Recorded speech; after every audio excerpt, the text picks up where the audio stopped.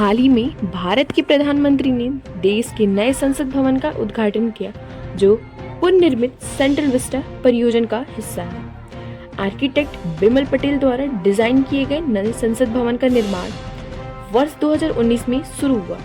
नए संसद भवन की आवश्यकताएं सांसदों के बैठने के लिए स्थान कम होना, पुराने भवनों को पूर्ण लोकतंत्र के लिए द्विसदनीय विधायिका को समायोजित करने के लिए डिजाइन नहीं किया गया था। वर्ष 2026 के बाद सीटों की कुल संख्या पर रोक हटाने पर लोकसभा सीटों की संख्या मौजूदा 545 से काफी बढ़ने की संभावना है। संकटग्रस्त अवसंरचना, जल आपूर्ति और सीवर लाइन, एयर कंडीशनिंग, अग्निशमन उपकरण, सीसीटीवी कैमरा आदि जैसी सेवाओं को जोड़ने से कई स्थानों पर जल का रिसाव हुआ है, जिसने भावनाओं की सौंदर्यता को प्रभावित किया है। आधिकारिक भवन में अग्नि सुरक्षा एवं प्रमुख चिंता का विषय है। अप्रचलित संचार संरचनाएं, पुरानी संसद में संचार अवसंरचना और प्रौद्योगिक पुरातन थी तथा सभी हालों की ध्वनिकी में सुधार की आवश्यकता थी। सुरक्षा चिंताएं, पुराना संसद भवन तब बना था जब दिल्ली भूकंपीय जोन 2 में था। वर्तमान में यह भूकंपीय जोन 5 में है, जो संरचनात्मक सुरक्षा चिंताओं को बढ़ाता है।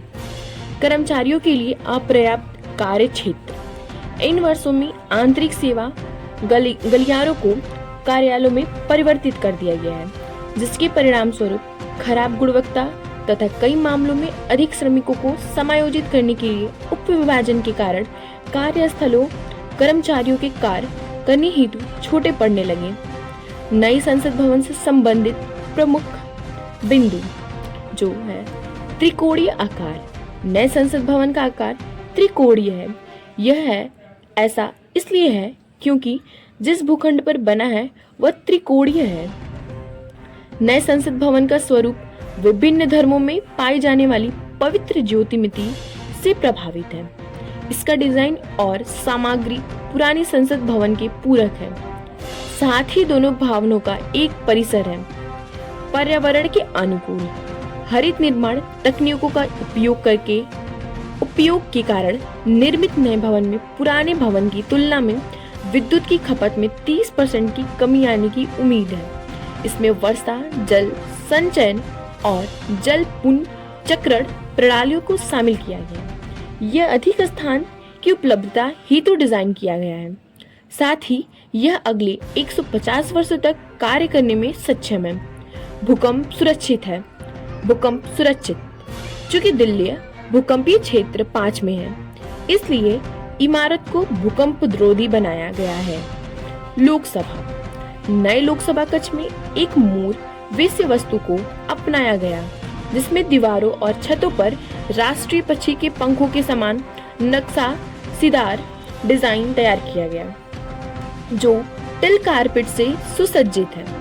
लोकसभा कक्ष में वर्तमान के 543 के बजाय 888 सीटें होंगी, जिसकी क्षमता बढ़ाकर 1272 हो जाएंगी। सेंट्रल हॉल के अभाव में लोकसभा का उपयोग दोनों सदनों की संयुक्त बैठक हेतु किया जाएगा।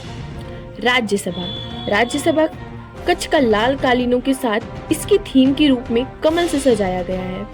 लोकसभा और राज्यसभा दोनों में एक बेंच पर 2 सांसद बैठ सकेंगे और प्रत्येक सांसद के डेस्क पर टच स्क्रीन होगा। राज्यसभा कक्ष अब 250 की मौजूदा क्षमता के विपरीत 384 संसद सदस्यों सांसदों को समायोजित करता है।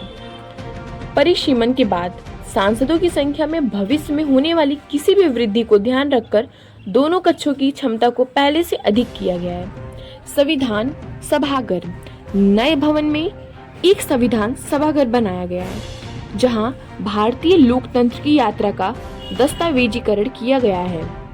भारत भर से सामग्री, भवन के आंतरिक और बाहरी निर्माण के लिए देश भर से विभिन्न प्रकार की निर्माण सामग्री लाई गई है, जिसमें धौलपुर के सरमथुरा से बलुआ पत्थर और राजस्थान राज्य के जैसलमेर जिले से लाखा गांव से ग्रेनाइट शामिल है। इसी प्रकार साज सज्जा में प्रयुक्त लकड़ी नागपुर से लाई गई है और मुंबई के शिल्पकारों ने इस पर वास्तुशिल्प डिजाइन का कार्य किया। उत्तर प्रदेश के भदोही के बुनकरों ने भवन के लिए हाथ से बुने पारंपरिक कालीन बनाए। गांधी प्रतिमा मूल रूप से वर्ष 1993 में संसद के मुख्य द्वार पर स्थापित की गई महात्मा गांधी की 16 फुट ऊंची कांस्य प्रतिमा को पुराने और नए भवनों के बीच स्थानांतरित कर दिया गया है। अब यह लोकसभा अध्यक्ष द्वारा उपयोग किए जाने वाले प्रवेश द्वार के समीप पुराने भवनों के सामने यह प्रतिमा छात्रों, संसद सदस्यों के विरोध, सभाओं और फोटो एप्स के लिए महत्वपूर्ण स्थल रही। इसे पद्म भूषण पुरस्कार से सम्मानित प्रसिद्ध मूर्तिकार राम वी सुतार ने बनाया था। राष्ट्रीय चिन्ह, यह भवन राष्ट्रीय प्रतीकों से भरा हुआ है, जिसमें राष्ट्रीय प्रतीक अशोक स्तंभ के सिंह को भवन के शीर्ष पर स्थापित किया है, जिसका वजन 9,500 किलोग्राम है और ऊंचाई 6 फुट 5 इंच है। इस विशाल कांस्य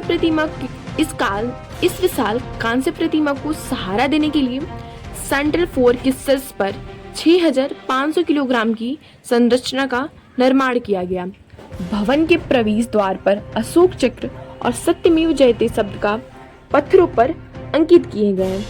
गोल्डन राजदंड, अंग्रेजों से सत्ता की हंसातरण और चिन्हित करने के लिए आजादी की पूर्व संध्या पर जवाहरलाल नेहरू को दिया गया गोल्डन राजदंड सैनगोल स्पीकर के पोडियम के पास नए लोकसभा कक्ष में रखा जाएगा। यह राजदंड उन्हें तमिलनाडु के पुजारियों द्वारा दिया गया था। मिट्टी के बर्तनों के साथ साथ पूरे भारत के वस्त्र प्रतिष्ठानों को प्रदर्शित करेगी।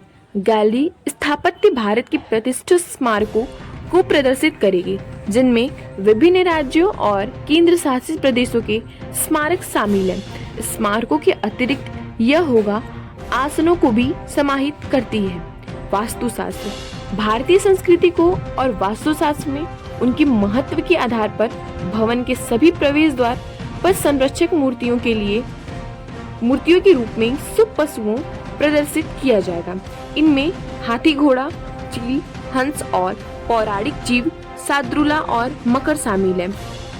फौकाल्ट पेंडुलम, नए संसद भवन के अंदर स्थापित एक फौकाल्ट पेंडुलम है, जिसे संसद की अक्षांश पर इसे चक्कर पूरा करने में 49 घंटे 59 मिनट और 18 सेकंड का समय लगता है। पूरे चक्कर को पूरा करने में 49 घंटे तथा 59 मिनट और 18 सेकंड का समय लगता है। फौकाल्ट पेंडुलम, जिसका नाम फ्रांसीसी भौतिकी विज्ञानी लियोन फौकाल्ट के नाम पर रखा गया है, इसका उपयोग पृथ्वी के घूर्णन को प्रदर्शित के लिए किया गया है। पेंडुलम एक भारी बॉब होता है जो छत में एक निश्चित बिंदु से एक लंबे मजबूत तार के अंत में लंबित होता है। जब लोलक झूलता है तब जिस काल्पनिक सतह पर तार और गोलक स्वाइप करते हैं उसे दोलन का तल कहा जाता है। तो ये रहे हमारे संसद भवन के बारे में कुछ महत्वपूर्ण तथ्य। आप सभी का धन्यवाद हमारे इस वीडियो को अंत तक देखने के लिए।